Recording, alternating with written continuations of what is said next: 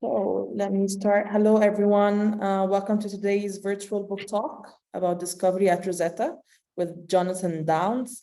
Well, it depends where you are. It's evening now in Cairo. It's 6 p.m. And let me introduce myself first. I'm Suzanne Kunawi. I'm the marketing manager at AUC Press and Bookstores. And it's my great pleasure to welcome you all to our event today, marking the bicentennial of the deciphering of the Rosetta Stone. Our book talk will last for about an hour and is live streamed on our Facebook page, as I mentioned before. And you can watch the recording of the talk after the event, both on AUC Press Facebook page and YouTube channel. We're gonna have room for Q&As. You know now, where's the Q&A box? It's at the bottom of the screen. You can type in your question. And if you're following on our Facebook page, you can type in a comment and we're gonna ask the question for you.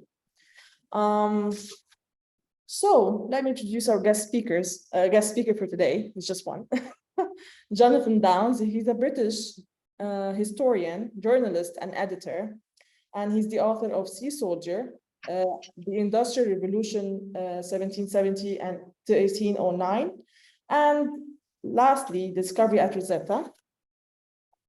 This is the book that we're going to discuss today, published by AUC Press in 2020.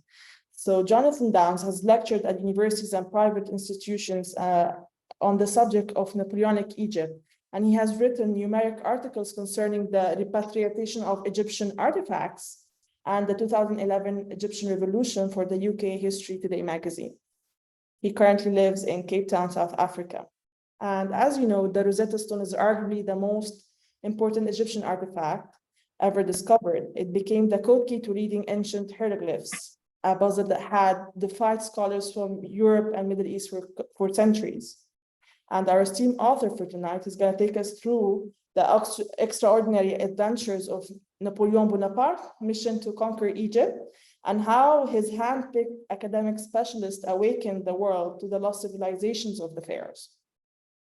From the invasion of Egypt to the stone's unexpected discovery, through a tale of spies and lies, to the final decipherment by Jean-François Champollion. I hope I said the name correctly, excuse my French.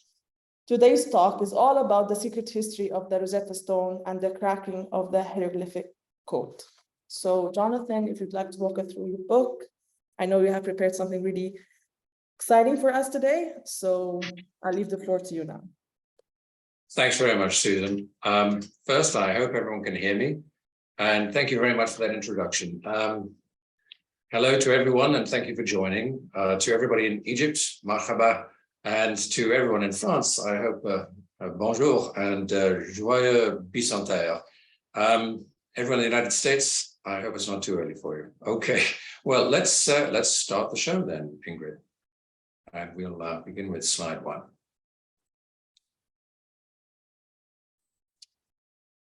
Okay, and we'll go for the next slide now.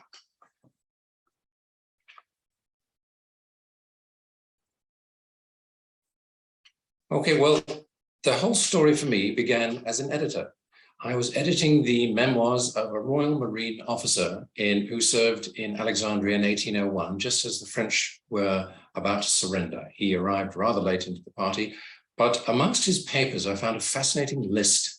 And here it is to the right of your screen, and it's got the most magnificent title, Relics Brought Down from Egypt, and now in the British Museum by me in the Madras 50 Guns. It's a list of treasures. You can actually take this list and walk through the British Museum today and tick off items one by one. And the thing that caught my attention, as it did indeed the family who owned this back in the 1950s, was item 8. A very simple thing which says a stone with 3 inscriptions, hieroglyphics, Coptic and Greek, black granite from Rosetta. This was the Rosetta Stone. My Marine officer, without his really noticing it, was escorting the Rosetta Stone home to England at the end of the fighting in Egypt. The problem for me was that he was on the wrong ship. This is the HMS Madras. Now, according to the British Museum, the stone was returned to England on HMS Egyptian by a Colonel Turner.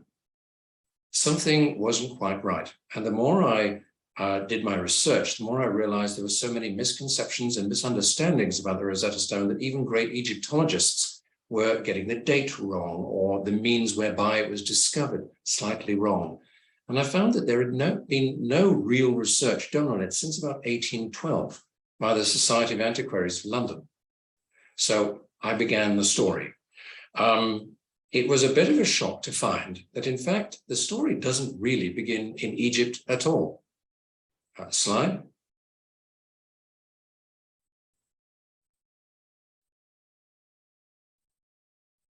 It begins here in Cape Town, and that's where I am right now. It's hard to believe that here we are, 7,000 kilometers south of the nearest pyramid, but this is really, in a way, where the entire French campaign began. In 1795, the British were very concerned that the French Revolution was going to spread across Europe into Holland, in particular, Dutch-controlled places such as the Cape. The Cape, if we go to the next slide,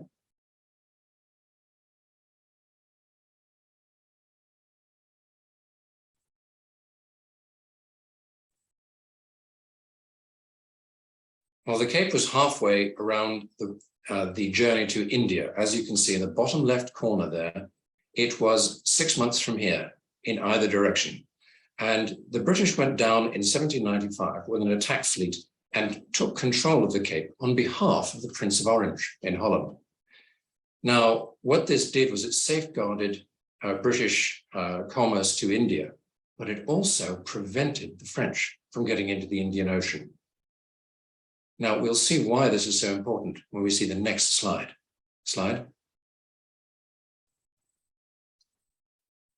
Someone hatched a madcap scheme in Paris, and it was certainly Foreign Minister Talleyrand. He said, what if we forgot completely about the Cape, but instead cut open the old Suez Canal, floated our ships up the Nile, into the Red Sea, and around the Horn of Africa? We could go straight to India and attack the English where it would hurt them the most. Many thought this was an absolutely insane scheme. However, the government was very desperate for money, so they turned to the one young man who would find this quite tantalizing. Slide. And here he is, 28-year-old and invincible general Napoleon Bonaparte. He had conquered the whole of Italy. He had defeated the Austrians, thrown them back into the Alps, and was considered one of the greatest generals France had ever seen. He was the darling of the revolution at the time. Slide.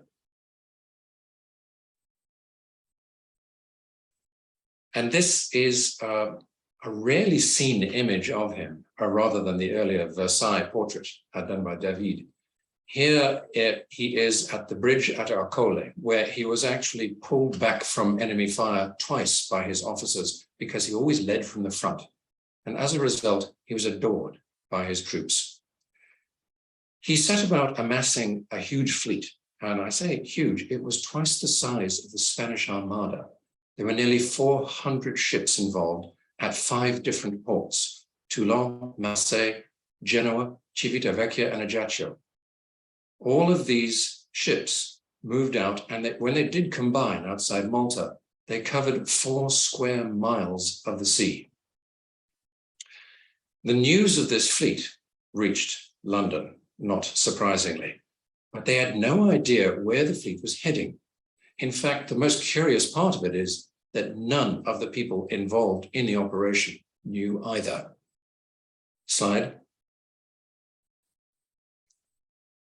After arriving at Malta and resting there for some 10 days to 2 weeks, they moved down to Alexandria, hotly pursued by Nelson in a very small attack squadron.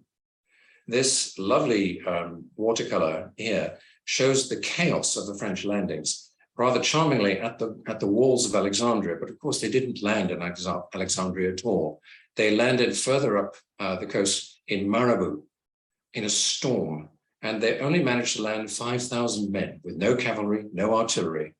And Napoleon landed himself with some of his generals, in particular the one-legged Cavalry, who had a peg leg. They then marched through the sand to Alexandria and arrived the next morning. At 9 o'clock, they handed over their demands. Within 3 hours after the Alexandrians had run out of ammunition, the war was over effectively. Alexandria was taken, as you can see here. They then marched onto the next largely unprotected town in the Delta.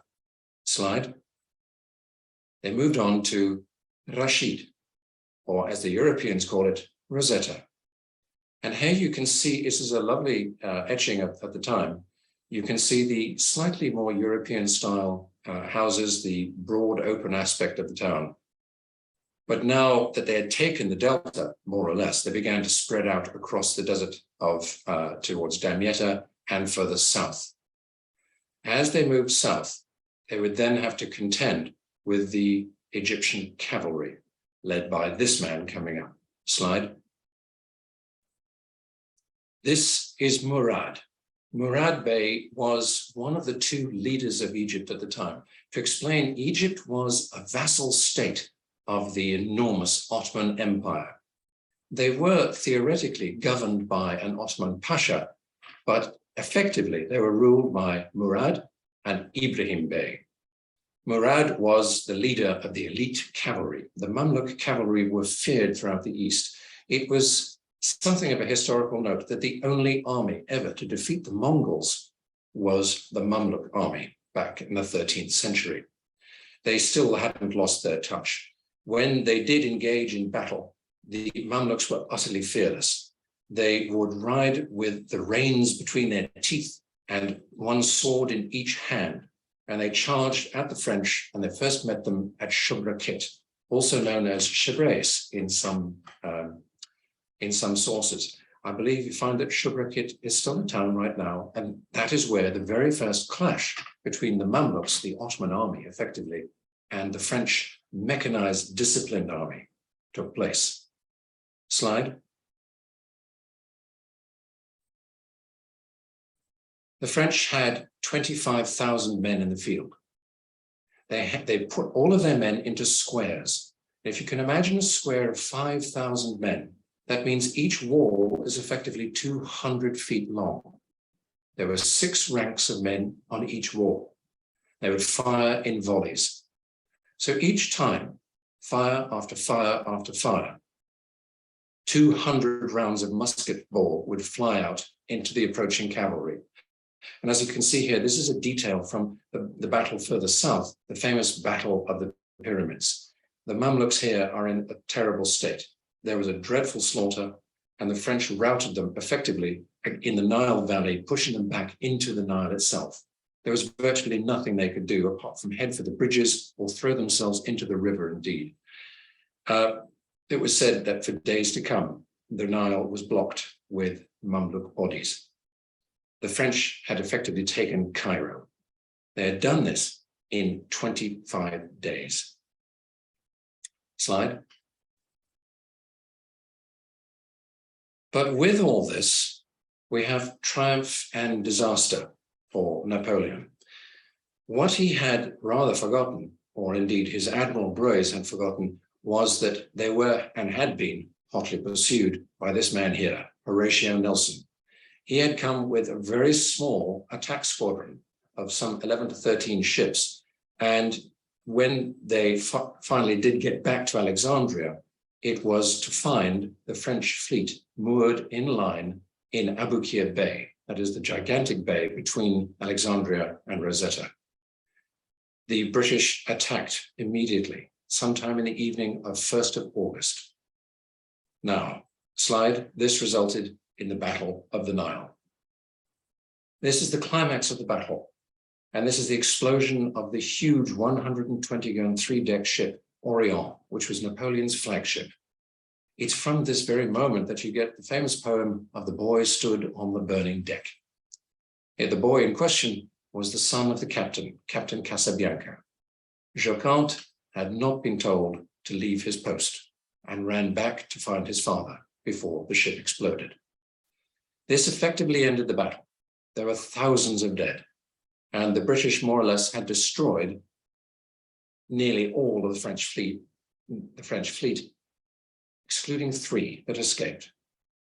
It was a complete and utter victory, one of Nelson's greatest. Slide. This effectively marooned the French in Egypt. Their transport fleet had dispersed, their battle fleet was destroyed. Napoleon then turned his attention to the actual reason for arriving. He had come with 167 very special academics known as the savants. They were zoologists, artists, draftsmen, geographers, and they were settled into the abandoned palaces of the Mamluk beys, such as Mohammed Al-Elfi Bey, slide. And they set up their headquarters in one in particular, at the Beit al-Sanari in Cairo. And here you can see the scale of these buildings. And you might even notice in the middle there's a certain gentleman standing with a certain posture. That is, without question, Napoleon himself. The curious thing about Napoleon Bonaparte at the time was that he was more proud of his abilities as a mathematician and his membership of the French Institute than he was as a general. He would sign his name, Bonaparte, member of the Institute. Slide. And here it is, the entrance of Beit al-Sanari. You can just see the traditional mashrabia oriel box windows up there. More or less, it hasn't changed.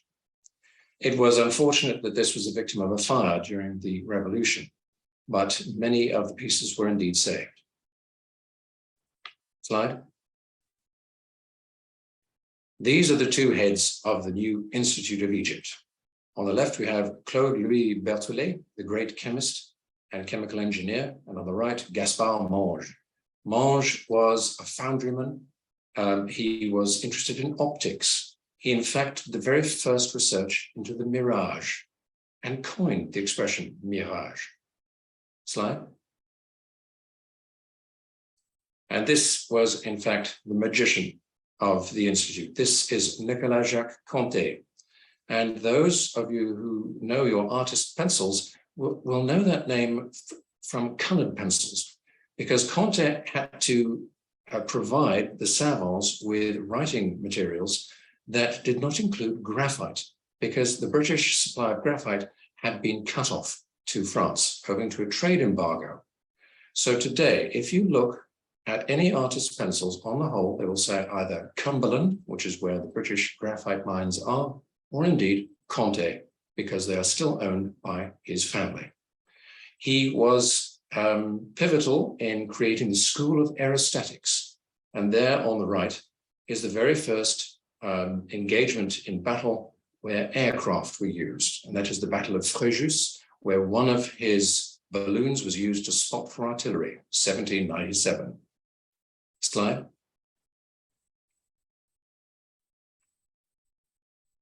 These are two newspapers, if you like, that left was intended for the soldiers of the army. There were 38 to 40,000 men who had landed in Egypt, and they were mostly from the army of Italy and the army of England, who were intended to invade England, but never did. They were moved south instead. The Courier on the left, and on the right is the official organ of the Institute, La Décade Égyptienne. To explain, in the revolution, a decade was not 10 years as it is in English. It is in fact 10 days. They created a 10-day week. So this is effectively the Egyptian week. And it was in La Décade that the very first mention of the Rosetta Stone discovery was published. Slide. There was now a long period in between the arrival of the French forces and the discovery of the stone. In fact, the campaign in Syria took place. The winter of 1799, Napoleon marched his army into the Holy Land. When he returned, he knew that the Turks were coming by sea. He sent out orders that the forts at the Delta should be reinforced. And this is an etching of the mouth of the Delta near Rosetta. And this indeed is one of the earlier parts of Fort Saint-Julien. It should actually be Fort Julien itself, because it was named after his aide-de-camp, Thomas Julien, who was killed in action. It was in the renovation of this fort or rather indeed pulling down the tower of Burj al-Rashid, the crumbling old 15th century tower that was on this spot, that a certain young officer, Pierre Bouchard, noticed something strange in the foundations. Slide. He jumped down, and lo and behold, there was an inscribed stele. It might seem a bit shocking that such an artifact should have been used in a building. Well, it's not surprising if you think about it. It is over 1 meter long. It's roughly a foot thick, 2 feet wide, and it's perfect for masonry. It's an excellent piece of stone for that. And of course, in the Delta, stone is very difficult to come by. It was believed that this stone came from the ruined temple at Sais, where, of course, they would have got most of their building rubble. The stone itself was taken out of the ditch by the laborers, who then frantically looked for more and more pieces of it. And it was written down that any other fragments would have been worth their value of diamonds. It was taken to the nearest General Menu, who was in fact the governor of Rosetta at the time. This is now July 1799. Dating the find is very, very difficult. On the whole, we can only say mid-July. The problem is that the Decade Egyptienne was misnumbered. I discovered this through the work of the French Egyptologist Jean Leclanc. And he had pointed out that they had misnumbered their issues. So there was, it seemed, a missing issue of the Decade, which should have mentioned the stone if it had been discovered that week. In fact, it's mentioned in the issue which describes the next event which took place. Slide. And this is the Battle of Abu Qir, when the Turks finally did land. This took place on the 25th of July, 1799. And Napoleon here won a tremendous victory. He sent all of his troops to engage the Turks right there at the beach in Abu Qir Bay. And you can see it laid out beautifully in this painting. They had nowhere to go. Once again, the French were pushing them back into the sea. It was an outright victory. From this moment, however, Napoleon got hold of French newspapers from back home. He was handed these by a certain British officer, who we'll find out later. And he discovered that there were terrible losses across Europe. All of his victories had been reversed. He was now getting very agitated and wanted to return home. Slide. But what exactly would happen to his beloved conquest on the Nile? He left this to his generals and returned in August 1799. Now, within 2 months, he had effectively replaced the government of France, the Directory as such, that had sent him, who had been so frightened of him, had more or less sent Caesar across to another part of Europe. And Caesar had returned and crossed the Rubicon. Effectively, the French Revolution was over. Slide.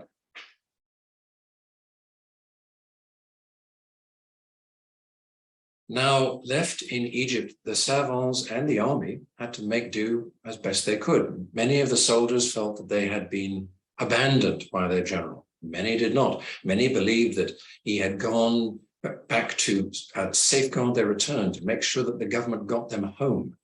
Meanwhile, the savants began their work. They traveled all over Egypt, from indeed the Delta to the cataracts. This is an artist's drawing of the Denver Zodiac. This is the ceiling of the temple at Denver, just north of Karnak. This magnificent and entirely accurate drawing was done by one of the youngest members of the group. The savants' average age was rather shocking, only 26. And this was done by their youngest member, who was 17 when he landed. Slide. They went everywhere, the artists following hard. And they measured everything in sight, as you can see. This is to get a good draftsman's record of the precise dimensions of the Sphinx. It's hard to imagine, but the Sphinx, of course, was buried more or less up to its neck and shoulders in sand at the time. It had not been excavated at all. Slide. Here we are. This was Giza in 1798. Now, you notice that the Sphinx is indeed missing his nose. This was British propaganda that the nose had been knocked off by a French cannonball during the Battle of the Pyramids. Well, of course, the battle took place more or less opposite the gates of Cairo. The pyramids were on the horizon. There was no battle in front of the Sphinx, nor indeed the Great Pyramid. Slide. However, after several years, 1801, in March, the combined British and Ottoman armies landed at Abu Qir. They engaged the French at a dramatic battle, the Battle of Alexandria, also known as the Battle of Canopus, because it took place near the ruins of ancient Alexandria, and defeated the French general, General Menou at the time. Slide. And it was this fellow, this very dashing hero, this is Sir William Sidney Smith. He had defeated Napoleon at Acre with the Pasha of Acre. Now, it's very hard to say how he defeated him other than essentially capturing Napoleon's heavy artillery at sea. He was so popular amongst the army and the navy that usually the British forces argue as to who would have him over for dinner. It was this fellow who managed to get Bonaparte his newspapers, which effectively sent him home. I have a theory that indeed Smith, as Commodore of the blockade fleet, managed to allow Napoleon Bonaparte to escape because he knew he would somehow get his men out of Egypt. And that is all that the British wanted to do. Slide. And here we are. The French retreated to Alexandria, a walled city. They closed the gates. The British laid siege, and they were there until September. Slide. This is General Menou. Now, this was drawn, as you can see at the very bottom, from London by a British academic we're going to get to in just a moment. I'm always reminded of Charles Lawton by this drawing, but in any case, the main thing is that his army was largely starving, yet Menou seems to have retained a colossal amount of weight. He was very, very unpopular. In fact, the phrase most used is universally despised. The army didn't like him, the generals didn't like him, and in fact, one of the generals said he was fit only to serve in the kitchens of the Republic. Now, Menou had taken personal possession of the Rosetta Stone. As far as he was concerned, it belonged to him. So he had hidden it amongst Alexandria with all the French treasures. When the British demanded the surrender and the French acquiesced, part of the surrender terms were that they handed over all of the treasures collected by the savants, and that included in particular the famous Rosetta Stone. Menou refused. Slide. And this is the hero of my story. This is Dr. Edward Daniel Clarke, a Cambridge academic who in a way was at the end of his holidays. He and a PhD student, John Cripps, wound up in Cairo when they heard that Alexandria was at armistice, but still had not released its treasures to the British forces. The Viennese consul, Carlo Rossetti, sat down and told him that he knew people who knew where the stone was, and in fact could lead him to another treasure that was even greater. Clarke and his students were dressed as locals and smuggled out of Cairo by the Viennese diplomat and spy, Joseph Hammer, and Hammer will appear later on as well. They shot up to Rosetta, told the general exactly what they knew, and the general took no hesitation and sent them into Alexandria as spies to find the Rosetta Stone and bring an end to the interminable treaty. Slide. The stone itself was supposedly with Menou's personal baggage in his house, but Colonel Turner, one of the British forces, could not get hold of it. Menu refused to hand it over time and again, and Turner claims that he had seen it and claims that Menu had thrown it onto its face in rage, angry that the British were trying to rob him blind. When Turner reported to the general, meanwhile, Clark and his students were asking local Alexandrians what they knew. But they were also doing something else. They were intervening on behalf of the savants. The French savants had fallen foul of Menu. They tried to escape. And in fact, Sidney Smith safeguarded them by bringing them back into the harbor. Menu tried to open fire on them with the guns of the harbor, but wouldn't dare attack Smith in case the British blockade fleet attacked the town. So Smith spent the night with the savants. The savants became something of a cause for the British academics, and Clark argued on their behalf with the British generals to let them keep their collections. And it's because of this that they were able to take back many of the zoological samples, the mineral samples, and all of these things. One of the savants, we don't know who, contacted Clark and said, I will take you to the Rosetta Stone. In the Western Harbor, amongst all the personal baggage, there was an ox cart. The man lifted up a rug, and there was the stone in Menu's personal luggage. Slide. Lord Elgin here had sent his personal secretary, William Richard Hamilton, to write the actual treaty of capitulation. And these are known as the Articles of Capitulation of Alexandria, 1801. William Richard Hamilton was there with Clark at the time. And this is the great detective story for me, because Colonel Turner of the British Army, the Scots Guards, claims that he was the one who received the Rosetta Stone. Clark made it very clear in his memoirs that he, Cripps, and Hamilton were the only people present when the stone was handed over.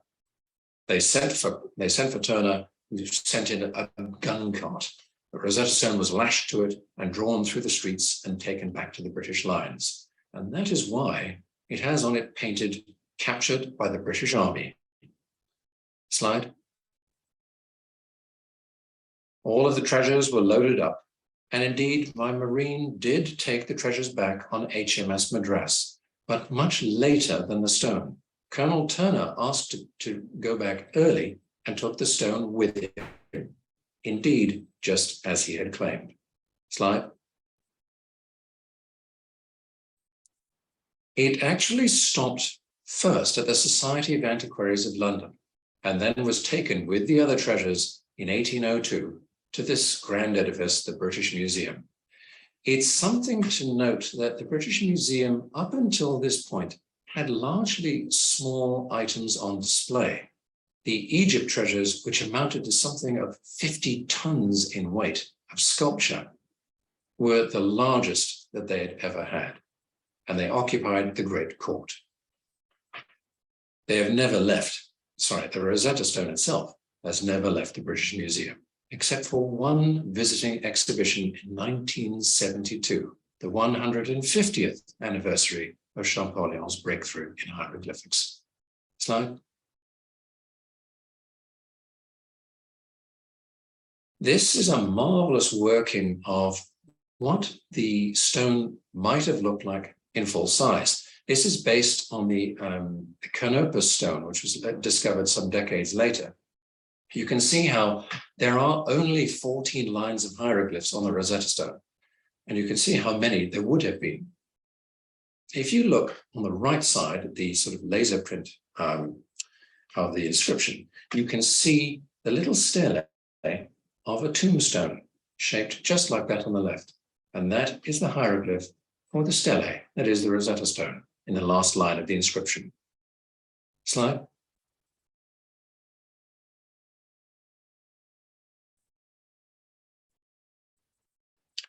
This is something very unusual, a negative print created by the savants, who did the very first attempts at lithography, quite literally, from stone, lithos. They had put wax, printer's wax, onto the stone itself and used it as a gigantic printing block. And this was a negative copy. They sent these back and some positives in 1800. So the French academics back in Paris had been working on the inscription ever since then. I should point out, of course, that the magic line was in the Greek inscription at the bottom, which they could read. And it said that this decree shall be inscribed on a stone in sacred, popular, and Greek. And that is, of course, hieroglyphs, demotic, and Greek.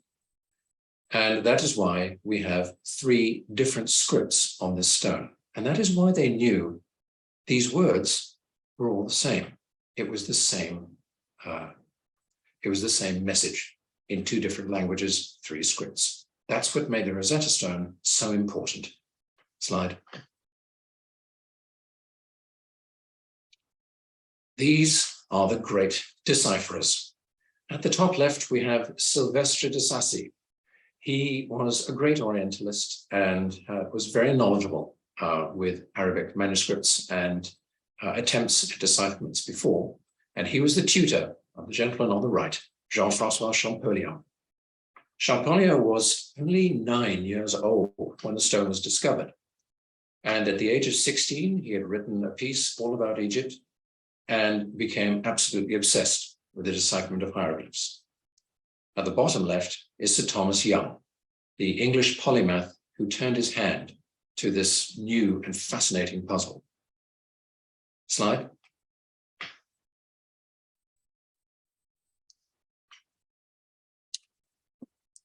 It was Young who was convinced that the cartouches, as you can see, the oval lozenges there in the hieroglyph inscription, contained the names of kings. He had some knowledge of Chinese, where he was aware that Chinese characters could not convey the interpretation of a Western or foreigner's name. Indeed, they had to convey it phonetically. So he was of the opinion that with a Greek pharaoh's name, i.e. Ptolemy, the Egyptians would have to put this in some form of phonetics. He was still, though, absolutely convinced that the majority of hieroglyphs were actually ideograms or logograms. Each one meant something, a pictogram, if you like, such as a hawk meant swift or sure, feet meant walking or running or a distance, this sort of thing, rather than like the Greco-Roman alphabet. And this was the greatest stumbling block to their understanding of hieroglyphs. Slide. The breakthrough came years later. This is the Philae obelisk. This was discovered in 1814 by an English explorer called William John Banks. It took 7 years to return to England. When it did get back, lithographs of the inscription were taken and published by Banks, and they were given to Champollion, who had simply run out of hieroglyphs for his alphabet. He had been working and nearly made his breakthrough, but still could not get around the phonetic problems of hieroglyphs and did not understand how they could work. He had been comparing them to Coptic and using Coptic as a basis, but still could not make that breakthrough. When he saw the inscriptions from the Philae obelisk, things began to fall into place. Slide. As we see here, there were 2 pharaohs mentioned on the obelisk, Ptolemy and Cleopatra. Now, this is, of course, in hindsight, but they share characters. As you can see, P's, T's, O's, and L's. And there we see Ptolemies in ancient Egyptian, Cleopatra, with slightly different determinative consonants, but largely sharing the key hieroglyphs. Slide. So what we have here is a cartouche for Ptolemy, all done slightly differently. But if we look at the top left, we can see that semicircle and the little square, which we now know as P and T, the O, the L, and the M there. So this, reading from right to left, is Ptolemes, Ankh Jet Ptah Mer. And what this is of course Ptolemy, the ever living or living forever. Ankh Jet, Jet means forever, Ptah Mer, beloved of Ptah. Ptah is the great god of Egypt. He is the creator god. And in fact, there was theory that the name of Egypt itself is based on the ancient Greek, the Mycenaean word for Egypt, which was Aikupticho, which meant house or estate of Ptah. Slide. When Champollion saw this, he then came across a cartouche given to him by Huyo, a friend of his who had recently returned with Banks. And he saw this sun-like disc. Now, he had seen this before and believed this was the same thing as you would find in Coptic for Re, the sun. He knew that the glyph on the right of that cartouche made the sound of two S's. He then thought the sun god Re would have been Ra in ancient Egypt. So this is Ra Esses. The middle glyph, he had to presume, would be the sound of M.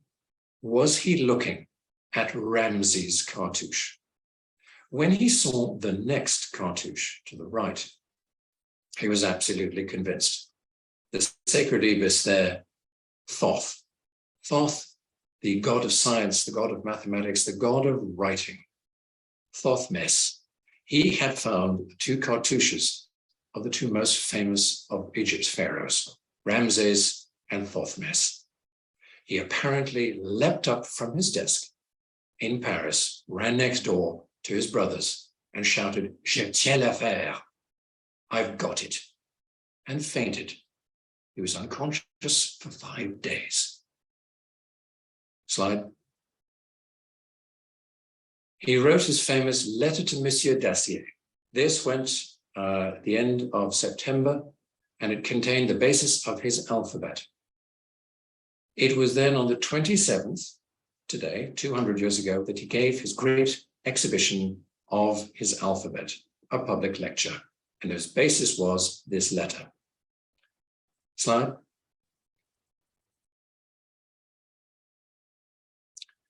Now, there has been a lot of controversy about whether Champollion was indeed the first to crack hieroglyphs. Well, the Arabic scholars in the Golden Age, back in the Middle Ages, essentially, had a very, very good attempt. There was a general understanding or belief in Western Europe that Islam had somehow anathematized ancient Egyptian pagan sculpture. And this was not entirely true, because indeed, the Caliph of Baghdad sent scientists to examine the mysterious hieroglyphs as well. And this is the work in front of you now of Ibn Washiyah from the 10th century, the famous alchemist.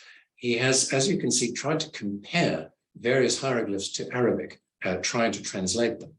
He managed to crack some 9 different symbols, but what of his greatest achievement was the determinatives, that is, the signs that go with one particular hieroglyph to show how it should be used. So, for example, the central column there at the top, you have a square with a gap in it. This was often used for the layout of a house, but it could also be used for the sound of movement or walking. But it needed the determinative, he believed, of 2 walking feet next to it. And this was Ibn Washiyah. Slide. Ah, yes. And here we have the work of Al-Iraqi, Abu al-Qasim al-Iraqi. He's from the 13th century, this beautiful illuminated manuscript. And on the right, we have the work again of Joseph Hammer von Purgstall. He published his belief of hieroglyphs and his work that he had studied in English in about 1821. And as you can see, he's made some attempt to compare. It was not very accurate. He had done his best, however. He also believed that one of the great sarcophagi that had been found was the tomb of Alexandria. But this was done before hieroglyphs had been cracked. Slide.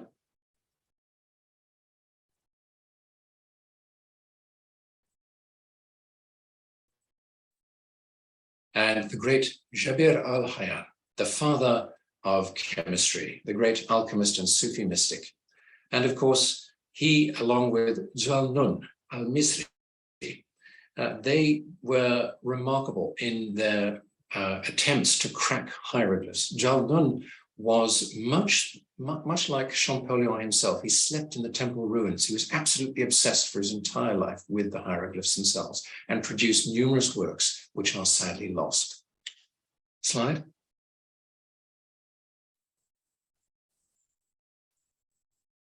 So here we have the stone on display in London. And it's, oddly enough, not dissimilar to the way I saw it first in the 1970s as a child underneath a glass screen. This was to protect it from fingerprints, so many people thought, but in fact it was not. What had happened is the stone had gone quite black. And in 1999, when the British Museum cleaned it, they realized what it was. It was the leftovers printer's ink that the savants had used, which had absorbed much of the London soot of the late 19th century. Slide. And consequently, it was re-erected properly as it would have been on the steps of the Temple at Sais on the left in its glass case at the British Museum. Now, a little trick for those who do go to visit the museum: if you want to get very close to the Rosetta Stone, instead of turning left to go to this display on the left, turn right and go into the King's Library. And there you'll find this replica, which has a very friendly sign on it saying, "Please do touch." Take your magnifying glass and you'll be able to see a perfectly accurate copy of the inscription. Slide. And here we have an iconic image of the French occupation. Napoleon Bonaparte in front of the Sphinx. It's often referred to as Oedipus and the Sphinx, because here he is asking the riddle and asking for answers. And I've often wondered what answers he got. Thank you very much. That's the end of the show. Thank you, Ingrid, Susan. Wow. Thank you, Jonathan, for this very interesting presentation.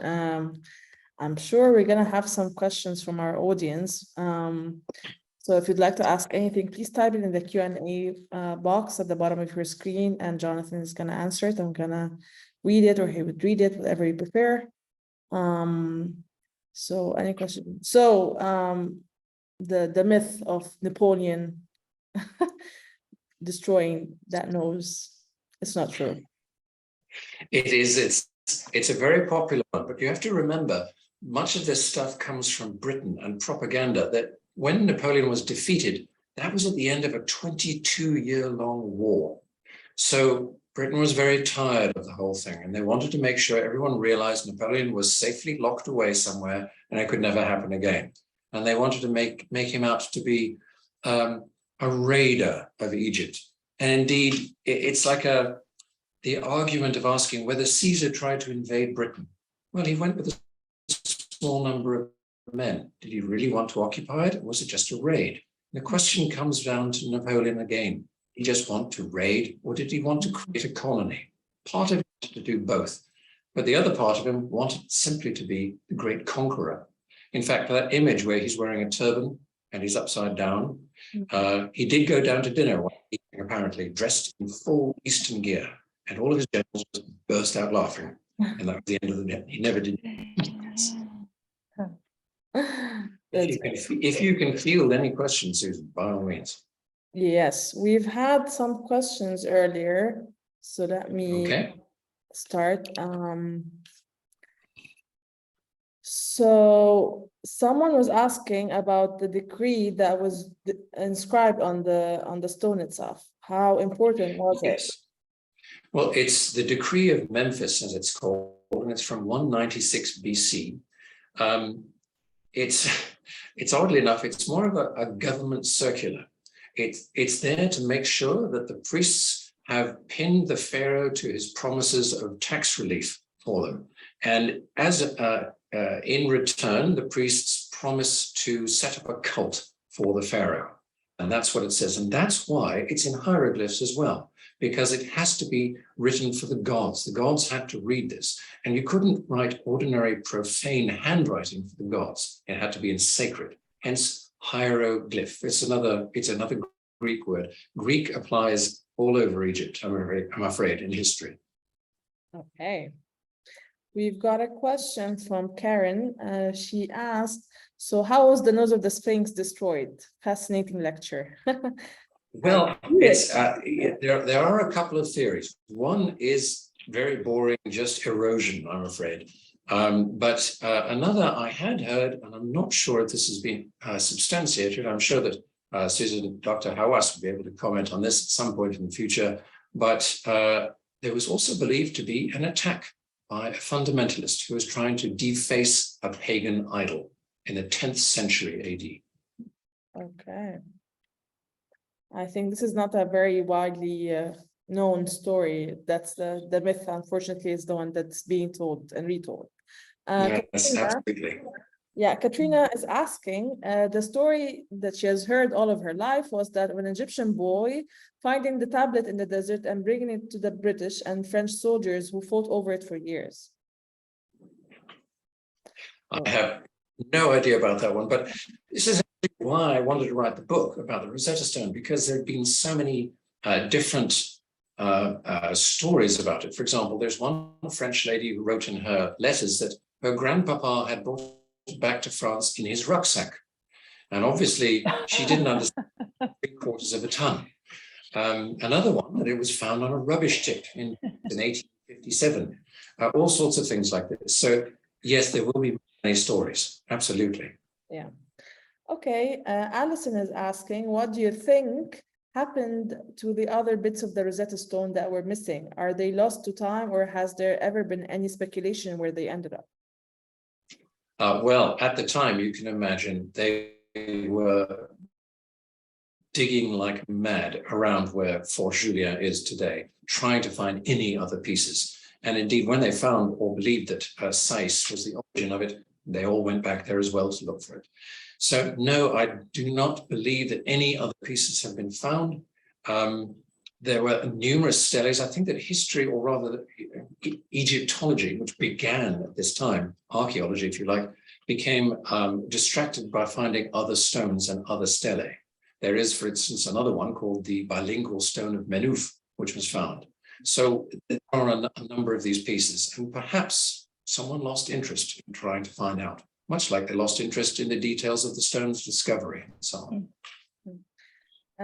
Manuel is asking, has the full text been successfully deciphered and translated, or do gaps of mystery still exist? No, it has been completely translated. In fact, it's been put into Latin as well. Back in the 19th century, the missing corner was also, if you like, extrapolated. They worked out what those words should be. They've translated completely. The Demotic inscription in the middle is the most complete. And once the Demotic was translated, I should explain, Demotic just means popular, or of the people, the demos. And it is basically handwritten Egyptian. So when De Sacy and Young translated the Demotic, they knew precisely what the inscription should be. So yes, the full texts of the decree, in fact, they are in the appendix of the book, several of them, yeah. Okay.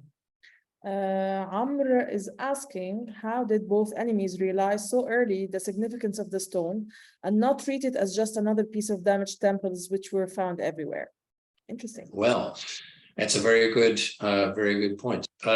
It was the biggest they'd found, essentially. Now, as the French had been there for a year, and they have been offered, the savants have been offered bones and skeletal remains of mummies constantly for money by people in the street.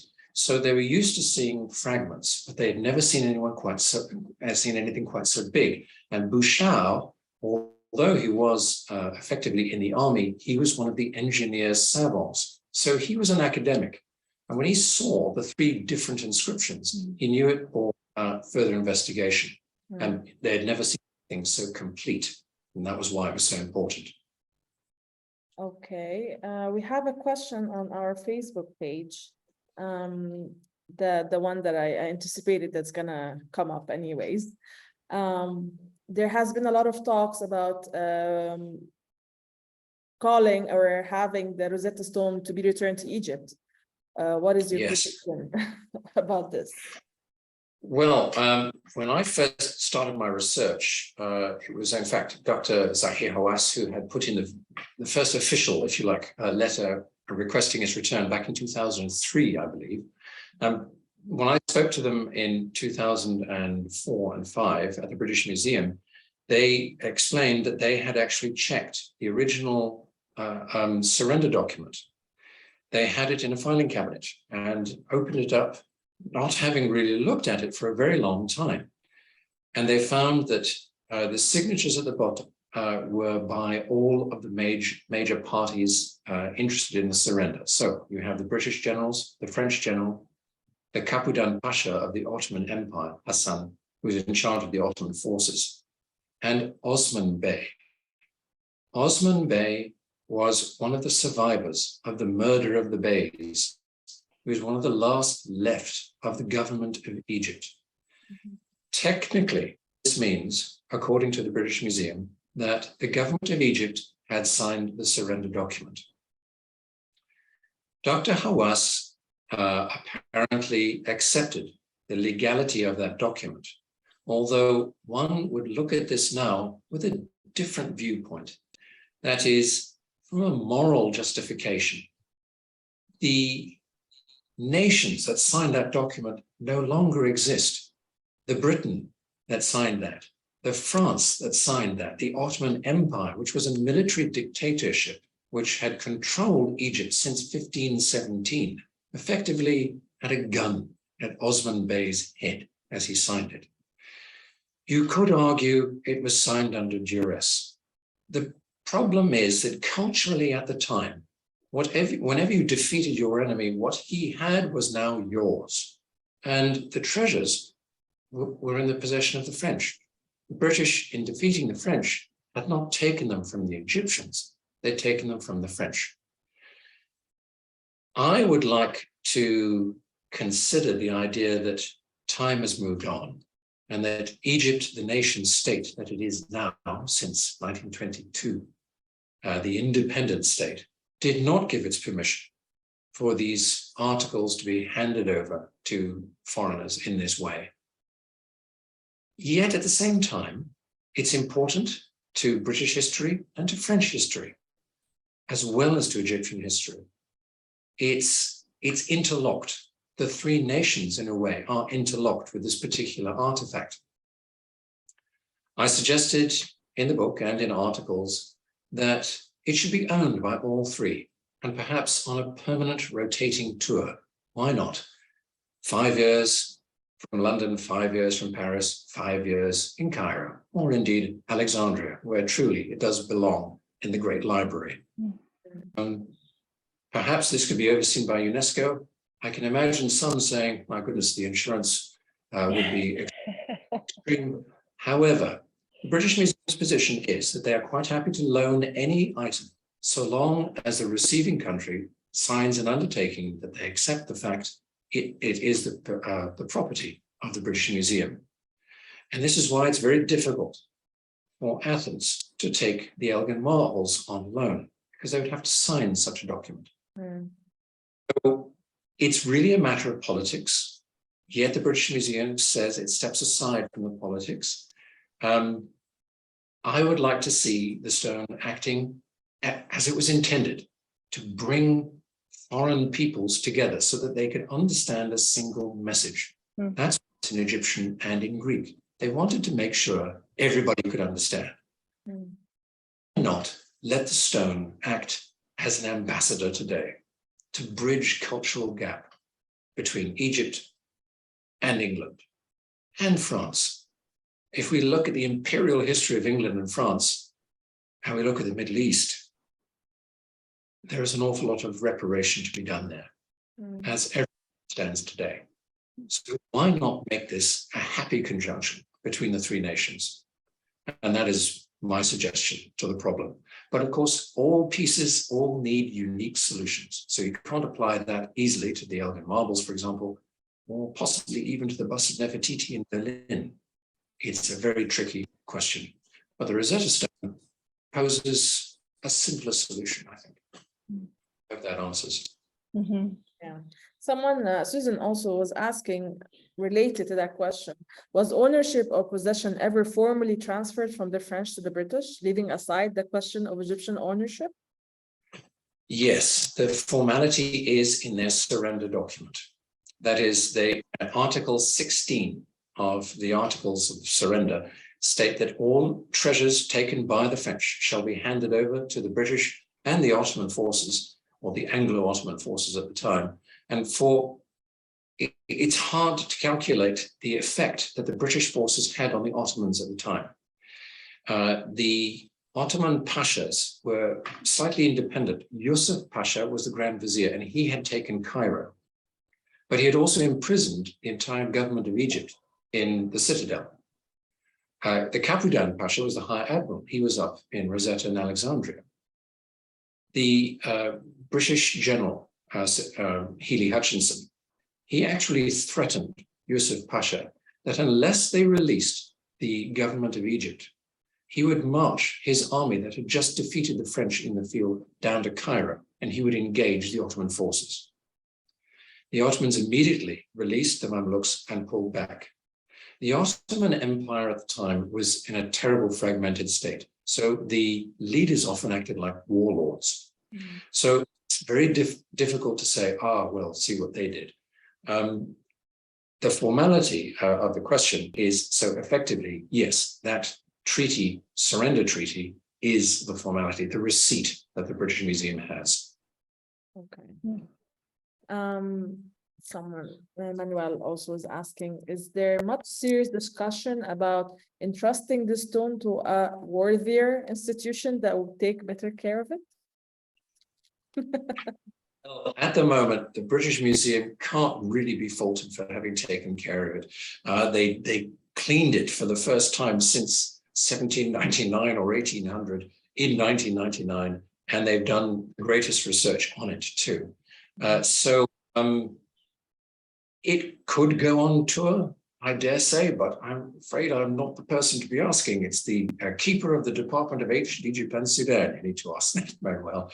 But certainly, why not the New York Metropolitan Museum? But I would like to see it first come down to Egypt, certainly in this 200th year. Why not? We second that. Absolutely. El Sayed is asking, is there a full Arabic translation of Rosetta Stone? That is a very, very good question. And I'm afraid I cannot answer that. Yeah. I don't. There should be.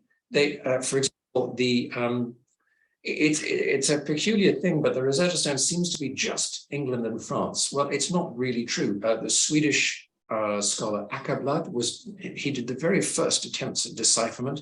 The Americans, the Philomathian Society in Philadelphia, they were the first to produce a full-length translation in English of the entire inscription.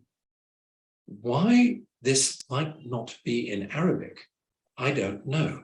I should suggest that AUCP contact the Grand Cairo about this in the Alexandria Library. Yeah. And say, now I'm sure that certainly Dr. Sarah Golden would have made sure something like this was available. So I'm sure it exists, I see. And maybe also translate this into Arabic so people could read the stories that not. Well, yes. Yeah. We're gonna work on that. Okay. Just want to say that I think that's a wrap for us. We've been over an hour, a couple of minutes. Okay. We quite enjoyed it, enjoyed talking to you and hearing what you have to say about the book and the presentation. And I'm truly personally honored to be able to host such a virtual talk to everyone across the globe on this very special day. I never knew that this is the date where the deciphering was announced. So I feel the honor myself, and I want to thank everyone for joining us. And I want to thank you, Jonathan, for this wonderful time and a great talk. And I'm sure everyone else shares this with me. You can get your copy. Thank you very much. Yeah, you can get your copy of Discovery at Rosetta from online book retailers everywhere. And in Egypt, you can find it at the major bookstores like AUC bookstores and DYM bookstores as well. So make sure you get your copy and read it. And Jonathan, if you would like to say the final words before we end. The floor is to you. Well, thank you very much. I'd like to thank you. It has been a great privilege, especially on this day. Yeah. How I would have been thrilled to know the stone would come down to Egypt for its display. Inshallah. That was a marvelous day, and it is an icon of Egyptian scholarship. So that is not just French and English scholarship, but also from the golden age of Islam as well. So it is international, and it's very, very important, certainly to the people of Egypt. This is your creation. This is your message to one of your kings by one of your spiritual leaders. And I think it's vital that it come down eventually. So thank you very much for having me on. One day, and hopefully we would host you then for a talk here in Cairo. Okay? Absolutely. Thank you, Jonathan. It was marvelous. Thank Very, you, very interesting. everyone. Thank you so much. And if you would like to share the recording or watch it, you will find it on our Facebook page and YouTube channel. Thanks again. Have a lovely day. Thank you. Bye. Bye. Bye-bye.